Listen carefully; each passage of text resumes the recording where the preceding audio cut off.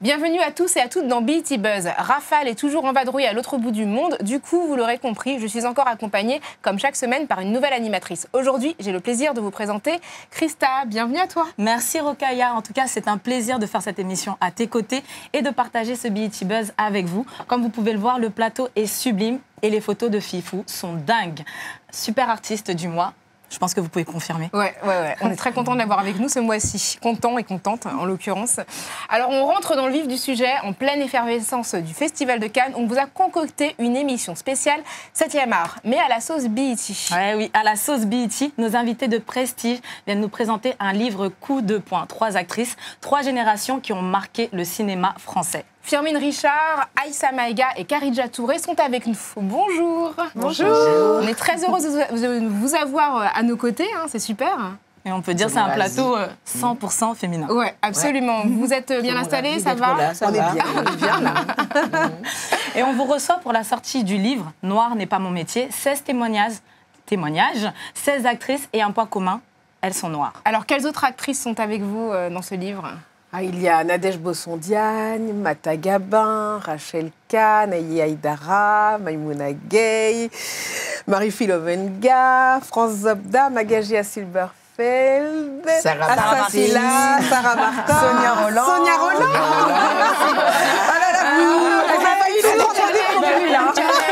Tout le monde a été cité. Oui, normalement. Rachel Kahn, oui. Tout le monde a été cité. Oui. Eh bien, ce livre s'appelle « Noir n'est pas mon métier » et on en parle tout de suite dans BET Buzz.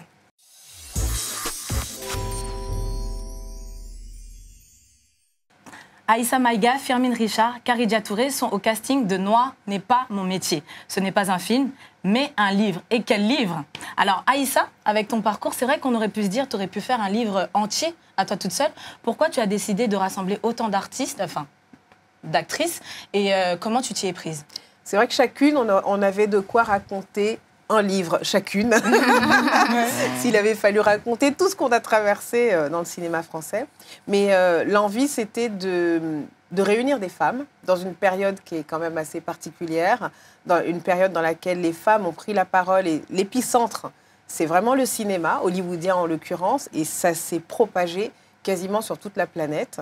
Et puis, j'avais envie donc qu'on soit ensemble, qu'on parle d'une seule voix, pour faire comprendre, en fait, d'abord ce qu'on vit, tout simplement, témoigner toutes ensemble, et surtout arriver à montrer que le problème n'est pas lié à 1 ou 2 ou 3 individus, mais que c'est un problème systémique auquel on est toutes confrontées. Et puis, j'ai choisi du coup de réunir, je les aime toutes, ces actrices que je trouve vraiment magnifiques, qui ont toutes répondu à l'appel immédiatement, ça a été incroyable. Et voilà. Elles sont toutes là. Pas toutes là, mais il y en a quelques-unes. Il y en a quelques-unes. On a en tout cas 3 fortes figures du groupe qui sont présentes. 3 générations. Oui, exactement. Ouais. Oui, exactement. C'est pour ça qu'on vous a sollicité, parce qu'on n'avait pas assez de place pour recevoir les 16, mais on trouve que chacune, à votre manière, vous incarnez quelque chose dans votre génération. Tout à fait. Et justement, Kharidja, tu as une toute jeune carrière. Est-ce que tu n'as pas eu la crainte que les portes se ferment à toi en participant à ce livre un peu manifeste quand même? Au départ, j'y ai pas du tout pensé parce que pour moi, c'était un sujet important. Donc, quand Aïssa Maïga m'a sollicité, moi, je me suis dit, je fonce.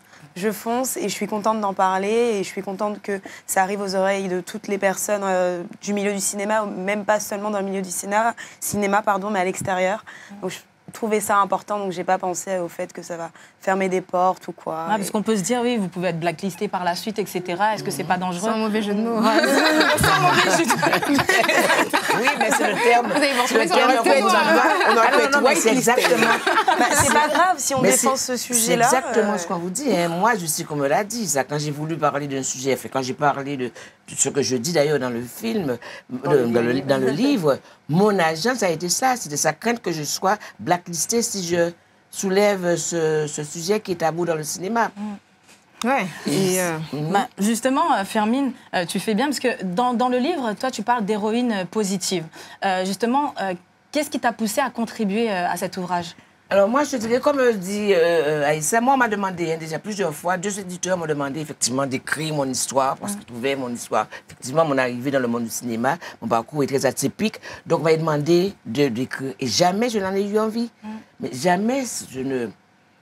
ça ne me venait pas l'idée, je ne voyais pas du tout comment je allais raconter ma vie. Je trouvais qu'elle n'était pas...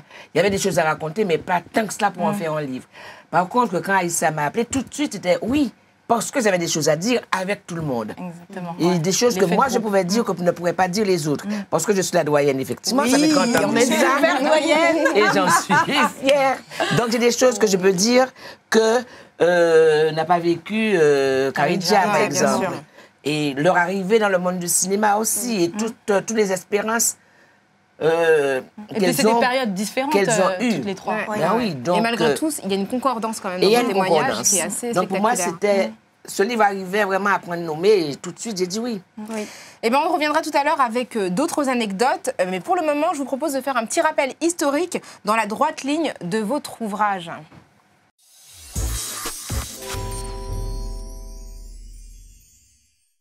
Alors, ce mois-ci, 2 dates importantes sont à noter, Rokhaya. Oui, le 10 mai d'abord, la France a commémoré la journée nationale des mémoires de la traite, de l'esclavage et de leurs abolitions et a fêté donc par ce biais l'anniversaire de la loi Taubira de 2001, une loi, la loi qui reconnaît l'esclavage comme étant un crime contre l'humanité.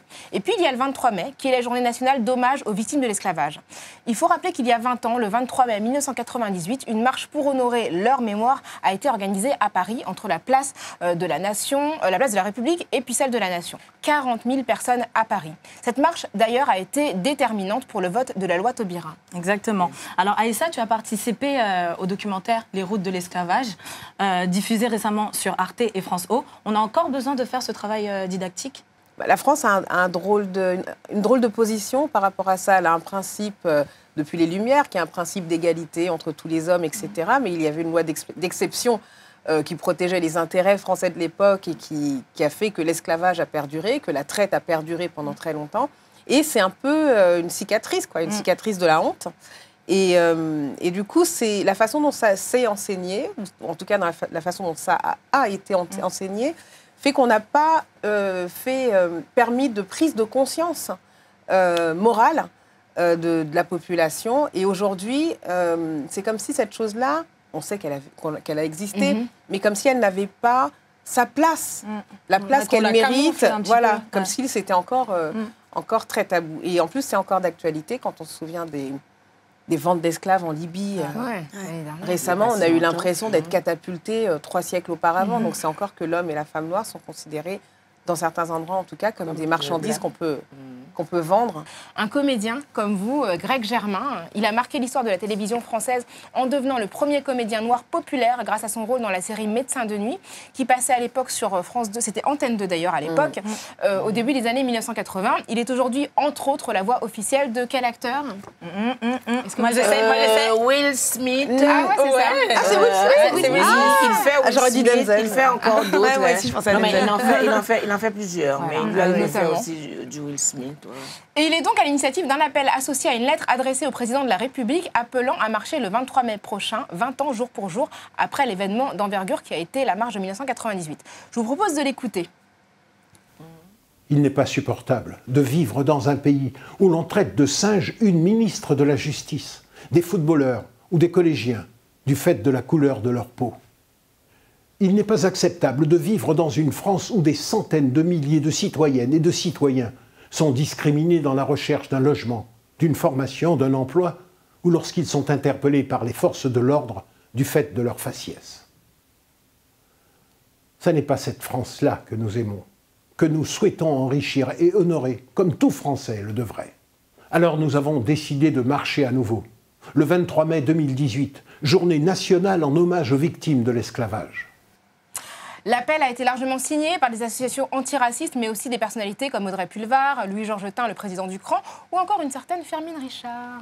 Effectivement. Alors, tu as été membre du comité Marche 98 et tu signes à nouveau aujourd'hui, c'est important?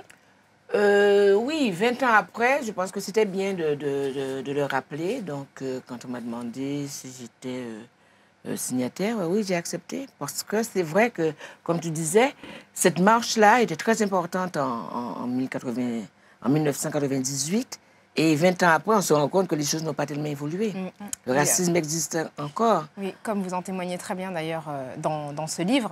Donc, Voilà. le but de l'appel, c'est d'interpeller le président quant à la situation de la France actuelle où se développe, selon les termes du texte, un racisme décomplexé. Tout à Évidemment, fait. on espère que la marche sera massive. Ouais. Alors, vous êtes toutes les trois conscientes du fait que les choses doivent changer. Hein. Noir n'est pas mon métier. Ce livre, c'est une très très belle opportunité de vous faire entendre tout de suite. On va en apprendre davantage sur vos histoires personnelles. C'est dans la suite de BET Buzz.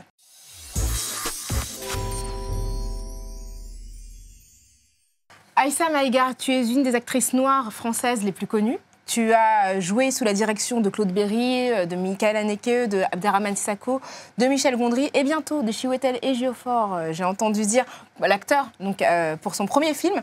Et tu te décris comme ayant le sentiment d'être une constante miraculée. Pourquoi ce besoin d'écrire sur les difficultés alors que tu es bien installée dans le paysage? Parce que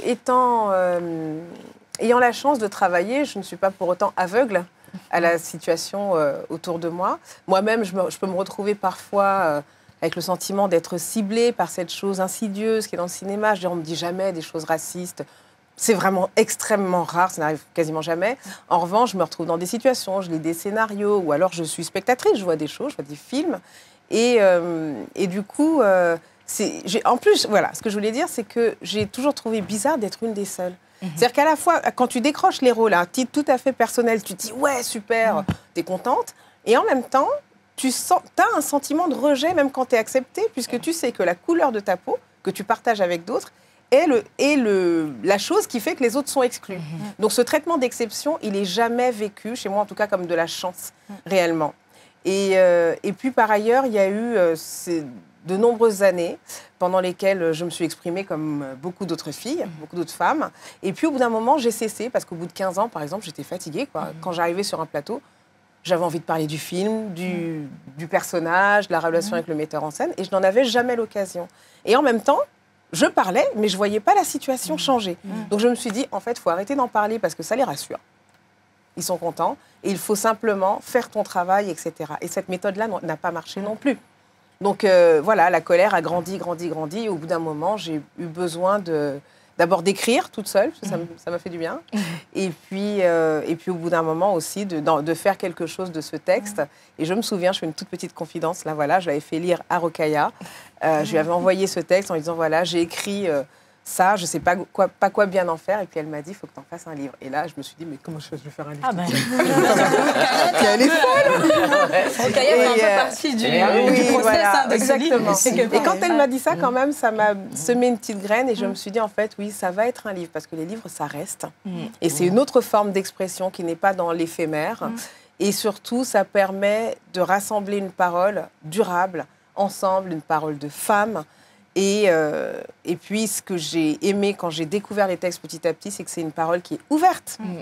C'est une vraie leçon de vie civique, ce livre aussi, parce que chaque fille parle de la diversité, de l'inclusion, de l'ouverture, du vivre ensemble, et j'ai trouvé ça hyper fort. Ouais, c'est très altruiste, en tout cas. Firmin, toi, avec plus de 30 ans de carrière. 30 ans cette année, oui. Oui, 30 ans cette année. Bravo. Alors, tu es devenu un des visages familiers des grands écrans, avec notamment 5 films qui ont dépassé le million d'entrées. Pourtant, dans le livre, tu as évoqué un sujet tabou, les différences de salaire entre toi et d'autres acteurs blancs. Tout à fait. Alors, c'est une pratique courante? Ben, moi, j'ai découvert. Mais on les découvre après, de toute façon. Et puis, de tous les films que j'ai faits, là, de toute façon, c'est facilement vérifiable. Hein. Je sais que j'ai été la moins payée de tous les films à succès que j'ai faits.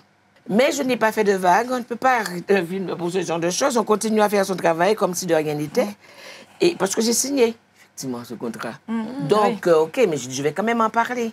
En parler à la production. Donc, j'en ai parlé, mais j'ai attendu le bon moment pour parler une fois que le film était terminé, qu'on avait fait la photo de l'affiche.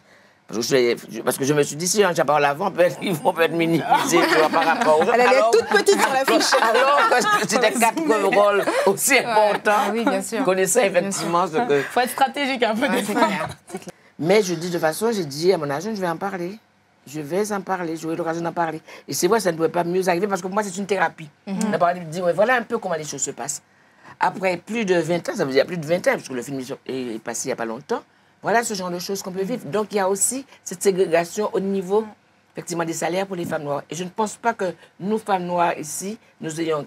Enfin, je ne sais pas, je ne vais pas faire une généralité, mais je crois que, généralement, les femmes noires sont moins payées, surtout les films sont moins Mais payés. c'est évident, c'est évident parce que de toute façon, on a moins d'opportunités. Donc, on apparaît moins à l'écran, on a encore moins de chances d'avoir des rôles importants et en plus d'être dans des succès.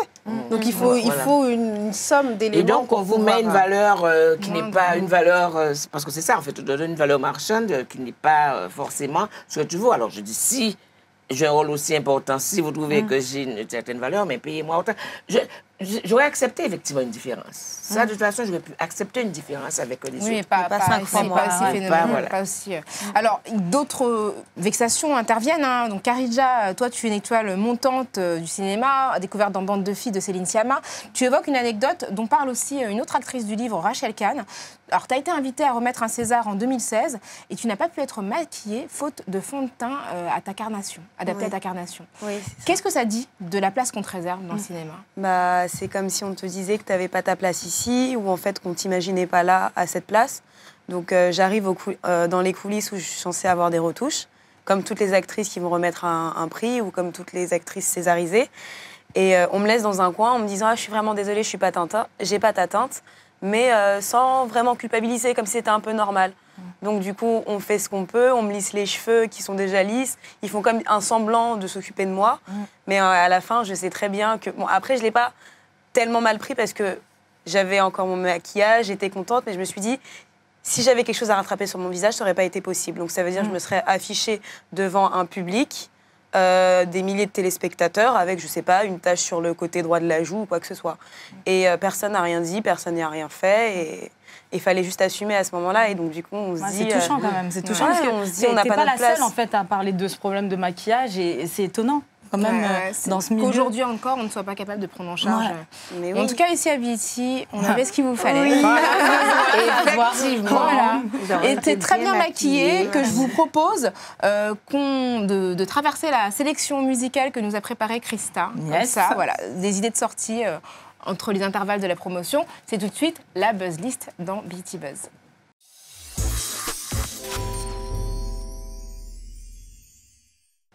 Alors, ta sélection musicale, Christa? Je commence tout de suite. Après la tournée de l'âge d'or du rap français, c'est au tour du secteur A de revenir sur le devant de la scène. Ils sont en tournée événement dans toute la France et la période est totalement symbolique. La date parisienne se tiendra 20 ans après leur date mythique à l'Olympia.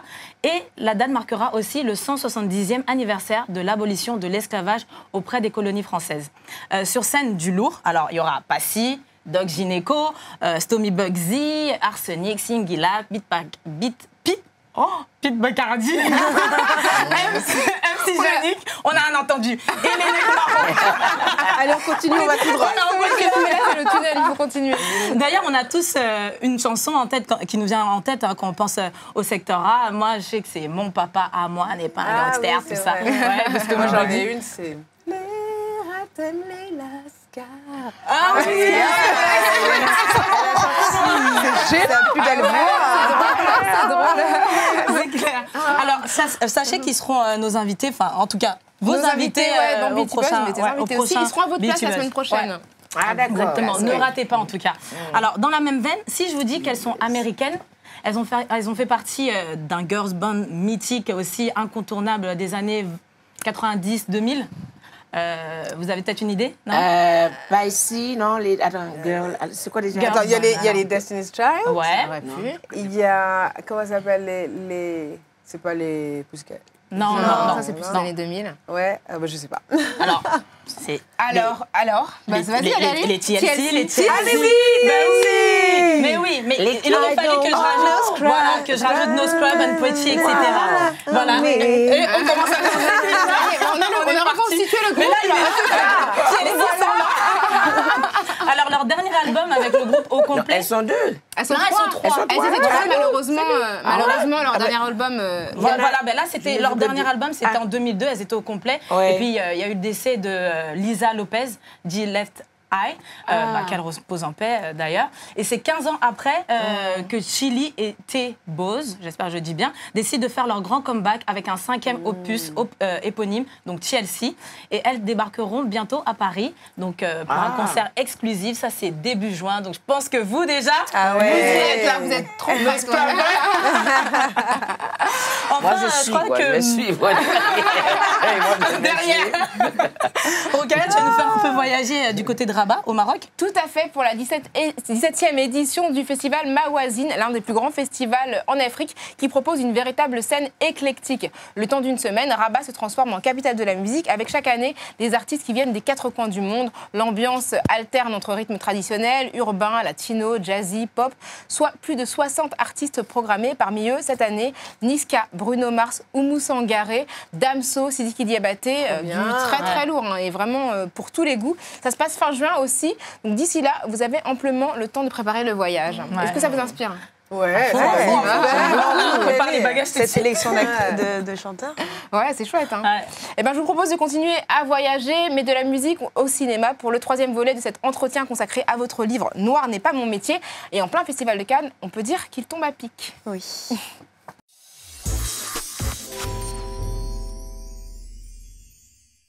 Nous sommes toujours avec les actrices, enfin 3 des actrices qui ont contribué au livre « Noir n'est pas mon métier ». En 2016, à Hollywood, en amont des Oscars, Spike Lee et Jada Pinkett, entre autres, lancent un mouvement de boycott de la cérémonie des Oscars, accompagné du hashtag #OscarsSoWhite, pour dénoncer l'invisibilité des acteurs non blancs. Est-ce que vous pensez que ça aurait du sens de faire quelque chose de similaire en France pour les Molières ou pour les Césars ? Ah, pour les Molières, c'est sûr. Les Molières, honnêtement, les Molières, c'est juste... Mais j'ai même pas envie d'en parler parce que pour moi, c'est la préhistoire. C'est même pas la peine d'en parler parce que en fait, quand Luc Saint-Éloi et Calix Béala sont une année sont intervenus aux Molières, c'était au César, au César, pardon, ça n'a rien changé du tout, je veux dire. Enfin, moi, je serais plus d'avis, pas forcément de faire du boycott, mais d'interpeller tous les gens qui sont décisionnaires, que ce soit au plus haut degré de l'État jusqu'au je sais pas, au CNC, et puis les producteurs, etc. Et de les rencontrer, de discuter de ça, et de trouver un moyen pour qu'il y ait une obligation de résultat en termes de diversité. Alors, plusieurs témoignages, dont celui de Mata Gabin, Maïmouna Gay et Sarah Martins, parlent de l'hypersexualisation, voire de l'animalisation du corps de la femme noire, considérée comme exotique. Dans le contexte du mouvement MeToo, qu'est-ce que ça vous évoque ? Pour moi, c'est un apport supplémentaire à la question de la libération des femmes. Et il me semble que toutes les luttes féministes doivent converger. On ne peut pas se contenter de lutter pour les droits des femmes dans le cinéma en ignorant la dimension liée à la diversité. Et puis, ce regard fantasmé sur le corps des femmes, évidemment, les femmes noires en sont la cible, mais les femmes d'origine arabe ou les femmes asiatiques aussi. Et en fait, c'est ce que je trouve frappant, c'est-à-dire que la France est hyper mélangée. C'est pas comme si ici, on n'avait jamais vu de noirs ou d'arabes ou d'asiatiques. Et pourtant, il continue dans les fictions à y avoir cette projection qui date qui est vraiment héritée d'un autre temps et qui fait qu'effectivement, les corps sont encore plus des objets. C'est comme s'il y avait une sorte de double peine entre le fait d'être une femme et en plus d'être une femme qui n'est pas blanche en l'occurrence. Mais justement, dans les critiques qui avaient été celles de Bande de filles, on voyait qu'il y avait vraiment une espèce de fascination un petit peu perturbante pour les corps des 4 femmes, jeunes femmes, très jeunes femmes que vous étiez. Est-ce que toi, ça t'a frappé, les témoignages justement de ces 3 comédiennes sur le côté très hypersexualisé des femmes noires ? Est-ce que c'est quelque chose que tu vis ? Moi, c'est pas quelque chose que j'ai vécu, mais c'est vrai que je fais très attention. Déjà, quand je vais rencontrer un réalisateur, pour un futur projet ou quoi que ce soit, je fais attention à comment je vais... C'est vrai que c'est bizarre, mais je vais faire attention à comment je vais arriver habillée. Je vais faire attention de ne pas porter des décolletés ou de ne pas être très... Bah, tu disais presque que tu arrivais en mode bonhomme. Quoi. Ouais, voilà, je préfère me mettre une casquette ou genre un pull qui monte jusqu'au cou. Enfin, voilà, col roulé pour qu'il n'y ait aucune interprétation bizarre ou de choses qui pourraient passer dans l'esprit du réalisateur. Parce qu'après, en soi, on est des actrices. Et des fois, on sait qu'en tant qu'actrice, les réalisateurs peuvent nous choisir par rapport à notre physique ou par rapport à certaines choses. Et c'est des choses dans lesquelles on doit faire vraiment, vraiment important. Donc moi, j'ai eu la chance de ne pas avoir de travailler avec des personnes avec des esprits tordus. Donc, mais pour l'instant, ça il y a va. un des témoignages, justement, l'une des actrices qui parlait, à ses débuts, elle avait souvent des rôles de prostituée. Oui. Et franchement, ça m'a vraiment peinée parce qu'elle les enchaînait, et elle disait, il faut bien aussi payer son loyer. Mais c'est dur Mais c'est d'être vrai que c'est réduit à dur. ça. C'est vrai que c'est dur que directement, quand on te voit, on te dit « Ah, bon, j'aimerais bien que tu fasses ce rôle-là, je veux que tu sois comme ci, juste parce que t'es jolie, juste parce que t'es grande, t'es élancée, voilà, t'as des formes » ou ce genre de choses. Et c'est pour ça que quand j'arrive et que je rencontre un réalisateur, même encore aujourd'hui, dans les films où je vais avoir des scènes d'amour, où je dois être la petite copine de quelqu'un, je leur dis, moi je suis comme ci, je veux pas ci, les scènes de nudité, je suis pas à l'aise, ramenez-moi une doublure. Et là, dès le début, ils savent quel genre de personne ils ont en face. Et ils disent, ah oui, d'accord, on va pas faire n'importe quoi avec cette jeune fille, on va faire attention à ce qu'on... En fait, je suis très très claire avec eux dès le départ. Et je pense que c'est très important pour la suite et pour se faire respecter, en fait. Mais moi, ce qui me frappe aussi, c'est l'idée qu'en fait, ce sont encore une fois les femmes qui doivent se protéger. En fait, il faut porter un arsenal, il faut avoir un col roulé jusque-là pour pouvoir se sentir respectée par la personne en face. Alors qu'en réalité, là, en l'occurrence, c'est les hommes qui doivent être rééduqués dans la façon qu'ils ont de regarder les femmes, et notamment les femmes noires, arabes ou asiatiques. Oui, exactement. Mais merci beaucoup en tout cas pour ces témoignages. Il y a encore énormément de choses à dire. Le livre est extrêmement riche, prolifique. Et puis il est drôle. On aurait pu passer la journée, franchement. Il est drôle. C'est très drôle, des anecdotes. C'est vraiment... Il est mordant, il est drôle, il est émouvant. touchant. Très émouvant. Très, très Mais émouvant. vous pouvez voir, on a parlé sans faire l'accent africain. Là, on aurait dû. C'est ça. Mais quel accent sur... Mais c'est ça, ce l'accent pays. africain. C'est quoi l'accent africain? L'Afrique, ce grand pays. D'ailleurs, il y a des Africains qui nous regardent. Je pense que ça doit les faire bien rigoler. En tout cas, merci. Merci à vous trois. Un conseil à vous. Filez, achetez ce livre en librairie. Noir n'est pas mon métier. C'est un livre d'utilité publique. On vous garde encore quelques minutes pour le kiff parce qu'on va vous faire Un quiz. un ciné-quiz. Oui. Ah, moi j'adore. J'adore les jeux.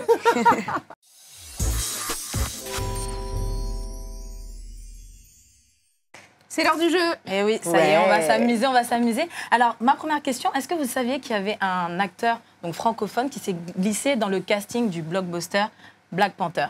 Alors, j'ai trois propositions. On va jouer. Omar Sy, Hubert Koundé, Isaac de Bancolé. Isaac de Bancolé. Et bien oui, effectivement, Isaac de Bancolé qui joue dans le film le chef de la tribu de la rivière. Avec le plateau. Les hommes, pardon, en règle générale, les hommes n'ont pas, ce sont les femmes qui ont ça, c'est pas les hommes. Je ne suis pas vraiment au fait des pratiques. Après, Wakanda, c'est un imaginaire. C'était effectivement une fiction. Mais peut-être, mais c'est possible. Ah, mais je l'ai reconnu tout de suite. En tout cas, lui, il est le premier acteur noir à avoir obtenu un César en 1987 pour le film culte Black Micmac. Et dernièrement, on l'a vu dans le film d'Océane Rosemary, Embrasse-moi, en France. Deuxième question. Deuxième question. Alors, quel film est allé contre le cliché qui veut que les Noirs ne savent pas skier? Alors, il y en a qui ne doivent pas répondre. Il y en a une qui a l'ordre de réponse. Alors, on a trois propositions. La première étoile. Rasta Rocket ou les bronzés font du C'est vraiment trop facile. La première étoile. La première étoile où Firmin Richard excellait. Exactement. Ah, elle tricote. Des bons souvenirs. Elle rigole, mais elle n'est pas rassurée. Je pense. Et je peux vous dire que j'ai assuré moi-même cette cascade. Oui, pas de doublage. Pas de polyvalente. Attends, même d'autres. Sportive en plus. Alors, quel a été le premier acteur afro-américain à obtenir un Oscar pour un premier rôle? Alors, trois choix. Sidney Poitier, Tom Parry, Elliot Marne-la-Vallée. Sidney Poitier. Sidney Poitier, oui. Paris, Marne-la-Vallée. Et il n'y a pas si longtemps. Oui, c'était... C'était pas un moment d'Alébéry, tout ça, dans la même période. Là, il avait eu un Oscar d'honneur. D'accord. Pour Le Lys dans la vallée. Dans les années 60. Alors, tout à fait. Pour l'anecdote, il y a eu 2911 Oscars qui ont été remis à des acteurs blancs depuis le début et seulement 36 pour des acteurs et des actrices noires. Donc ça dit quand même, ça dit quand même des choses. 1900, Effectivement. 36. Et la première personne noire à l'avoir remporté, c'est l'actrice Hattie McDaniel, pour un second Ah rôle dans oui. le grand succès Autant Autant on emporte le vent. le vent, Elle a ouais. joué un rôle d'esclave, de servante Ouais, assez soumise, et elle n'a pas été autorisée à se rendre à la cérémonie. Et c'est finalement grâce, parce que c'est à l'époque de la ségrégation, hein, on s'en souvient, en tout cas, on se souvient de l'histoire. Et c'est la persuasion du producteur David O. Selznick qu'elle a obtenu une autorisation exceptionnelle pour venir récupérer son propre Oscar. On revient de loin. hein. Ah ouais. Ouais, même pour ça. Alors, parmi ces 3 personnages, qui est le premier à mourir poignardé dans le film Scream 3? Alors, on a Liv Schreiber, qui joue une star de la télé, Kelly Rutherford, sa petite amie, Déon Richemont, le bon pote maqué à la meilleure copine de l'héroïne. Alors, à votre avis? Je cherche le nom le plus africain. Ah bah ça doit être Déon, hein, Richemont. Là, ça sonne. Alors celui qui est noir, voilà, c'est ça. Ah non, Celui qui est noir, c'est pas lui qui meurt en fois, premier. mais le nom ne meurt pas en justement, premier. c'était le piège, c'était un Et peu ouais, le c'est piège. ça. C'est la star de la télé, sa petite amie qui meurt en premier pour une fois. Voilà, on dit toujours que les Noirs meurent en premier dans les films. Et pour une fois, il a survécu quasiment jusqu'à la fin du film. Exactement. Alors, l'émission s'achève. Est-ce que vous avez des Qu'est-ce qu'on projets gagne alors Le droit de revenir dans Big D'accord. Pour nous parler de vos prochains projets. Quand tu veux. Qu'est-ce que vous avez Est-ce que vous avez Parce qu'on parle beaucoup aussi de la possibilité de travailler à l'étranger, dans des pays étrangers. Quand on est des acteurs noirs, il y a des endroits peut-être qu'il y a plus de propositions.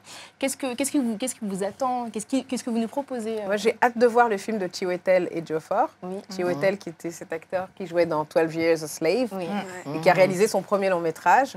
Dont tu es le premier rôle féminin. Voilà, là j'ai fait la post-synchro, donc j'ai vu quelques images du film, mais bon, il sera prêt d'ici un mois. J'ai vraiment, vraiment hâte parce qu'il est extrêmement doué en tant qu'acteur. C'est vraiment un de mes acteurs préférés. Et puis en tant que réalisateur, il va aller très, très loin, quoi. Et puis c'est une très belle histoire. Très, très bien. Et vous deux, alors, vous voyez où prochainement? À Moi, part j'ai envie- sur les marches. Voilà, on va bien nous voir sur les sur les marches, on voit dans on va quelques bien jours. nous voir. Ouais. Non, moi, j'ai juste envie de raconter encore de belles histoires et des personnages intéressants. Et c'est vrai que quand on ne travaille pas, nous essayons. Moi, j'ai initié beaucoup de projets, enfin beaucoup, 2-3 projets. Depuis 91, effectivement, je suis revenue donc un projet dont Aïssa est au courant. Quand je suis partie aux États-Unis pendant 6 mois, donc j'ai rencontré un scénariste qui m'a donné un super projet. Une histoire Ça s'appelle incroyable. Noah's Ark. En gros, je vais vous dire. Tu racontes pas l'histoire. Non, heureusement, non. Ah non, tu peux pas raconter l'histoire. Non, je peux juste comme ça, dire. tu reviendras. Oui, raconter mais la... non, mais c'était une c'est une super belle histoire, mais idée, tu peux une pas super raconter. belle Ouais. idée. C'est Et- canon. Mais impossible de le monter. Faut pas faire Bon, il n'y a pas saliver plus les gens. tard que. mais j'initie.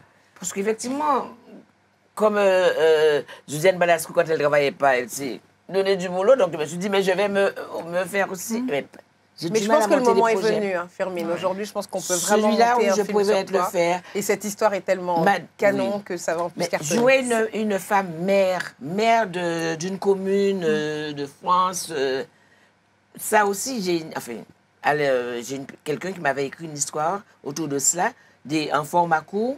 Nous avons fait toutes les chaînes, France 2, France 3, on n'a pas fait la 6. France 1 nous a aidés à développer le projet, mais on n'a pas trouvé une chaîne Ce qui est fou, c'est que qui ça accepte existe. de nous suivre. Il y a Hélène Geoffroy qui est Madame mère le de maire. Vaux-en-Velin. et Bah qui est oui, mère, Kofi Yamian, voilà, c'était là Kofi depuis Yamian, tellement qui a été longtemps. le premier. Il y en a. Alors, une femme Rachida Dati, mère noire, de septième, mère, dans une commune de France, Mais il y en a. ses histoires avec ses concitoyens. Non, mais ça n'intéresse pas. Tout le monde me disait, ah ben oui, c'est super. Eh bien, on n'a pas trouvé à le... Moi, je suis sûre que pour l'autre histoire qui est vraiment géniale, mais dont on ne tire à rien, Teasing. je suis sûre que là, tu peux. T'es en Oui, bonne mais depuis position. 91, j'ai Bah, c'est le moment. fatigué. Ouais, J'ai c'est le fatigué. Après, je l'ai rangé dans un tiroir. Et C'est le moment je de la me suis sortie. dit que les choses qui doivent se faire se font en leur temps. Tu vois, Exactement. donc, Et toi, Karidja, alors, dans quoi on va te voir prochainement? On va me voir dans Tamara 2 d'Alexandre Castagnetti qui sort début juillet, aux côtés de Ryan Bensetti et Loïs Martin. Et en octobre prochain, pardon, j'ai la voix cassée, dans le prochain film de Ludovic Bernard, Au bout des doigts, D'accord. où je joue une jeune violoncelliste du conservatoire et il y a une belle histoire d'amour et c'était très très cool de tourner ce film. Chouette. Ouais. On est dans des rôles qui sont aux antipodes des clichés. Voilà, exactement. oui, Et merci. celui-là, Mais merci Ouais. beaucoup C'est super. Merci beaucoup d'ouvrir aussi les portes aux jeunes comédiennes à qui vous donnez de la force et de l'espoir. C'était un plaisir de vous recevoir. Merci. Ouais. L'émission Exactement. s'achève.